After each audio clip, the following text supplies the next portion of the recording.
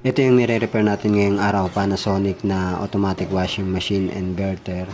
Ang problema nito ay ayaw mag-on. Kaya ang una natin ginawa ay nag-check tayo ng mga voltahe dito sa main board hanggang dito sa ating control board. At present naman lahat ng voltahe. Ang nakita lang natin na problema ay yung kanyang pinaka-switch button, yung pindutan ng on and off. At pinalitan naman natin to kaagad. Sa ngayon, testingin na natin kung magpa-power on siya. Ayan. Kung napapansin nyo, may tumunog. Ibig sabihin yan, magandang tack switch yung nailagay natin sa kanyang on and off button, sa kanyang pinaka-switch button. Ayan siya. Yang pinalit natin ay galing lang din dito sa kanyang pinaka-control board. Yan. Kinuha natin yung tack switch na yan sa kanyang preset.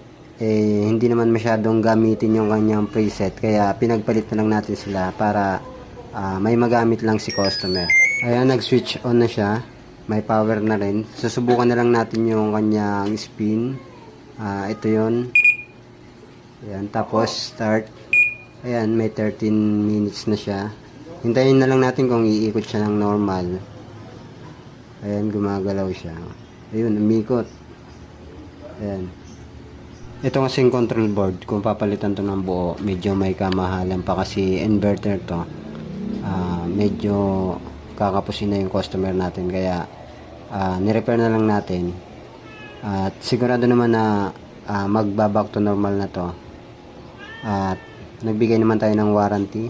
Ayan, maayos na yung kanyang washing machine. Ibabalik na lang natin to sa kanyang kaha at testingin niya ng maglaba. At maraming salamat nga po pala sa mga taong nagla-like at nanonood ng video ko. Thank you.